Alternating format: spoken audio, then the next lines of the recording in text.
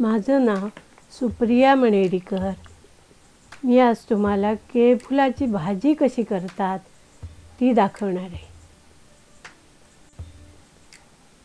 केळफुलामध्ये चांगल्या प्रमाणात प्रोटीन असते आणि ते प्रोटीन पेशींना दुरुस्त करतात आणि स्नायूंना बळकटी देतात।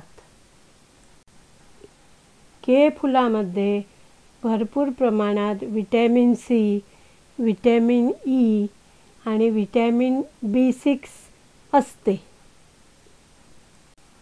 ते आपल्या शरीरातील रोगप्रतिकारशक्ती वाढवते।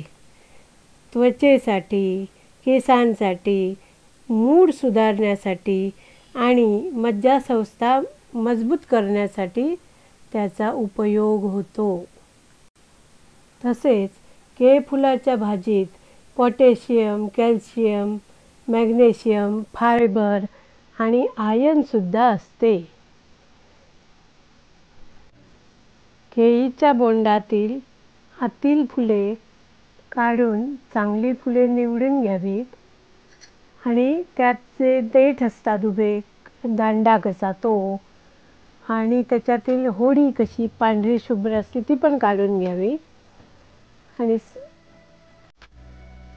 कारण ते खूप घट्ट असतात, शिजत नाही। आणि हे मग असं पिवळं धम्मक आतलं फूल ते असतं ते आता हळूहळू चिरून घ्यावं। सगळं चिरून झालं की ती फुलं असतात ना ती पण चिरून घ्यावी। रात्री एका भांड्यात भाजी भरून घ्यावी आणि बरोबर तुम्ही काय कडधान्य काही घालाल ते भिजत घालावं। मी कुळीथ घातलेले आहेत बरोबर भिजत। हे त्याच्यात पाणी घालावं आणि त्या जे भाजी आहे ना त्याच्यात टाकावं आणि ते रात्रभर ठेवावं आणि ते चांगलं ढवळून घ्यावं ताक त्याच्यात, म्हणजे त्याचा सगळा हे बाहेर येतो, काळेपणा असतो ना आणि कडवटपणा तो थोडा कमी होतो। आणि तसं दुसऱ्या दिवशी ते सकाळी काढून पिळून ते कुकरमध्ये घालावं। कुकरमध्ये शिजून झाल्यानंतर ते काढावं आणि फोडणी तयार करावी।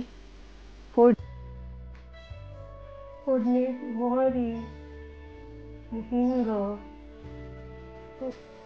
आणि थोडी हळद अशी टाकून फोडणी तयार करावी।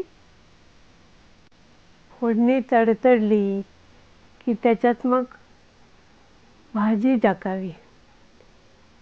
भाजी टाकली चवीला त्यात मीठ, खोबरं आणि हिंग, थोडा शंकरछापाचं जरासं पावडर करून आणि त्यात मग गूळ मिसळायचा। चांगली ढवळली की गूळ घालायचं त्यात। सगळं घालून झाकण ठेवून चांगली शिजल्यानंतर की झाकण काढून बघायचं, आता भाजी तयार झाली आहे। जर माझी रेसिपी आवडली असेल तर लाईक, शेअर आणि सबस्क्राईब करायला विसरू नका।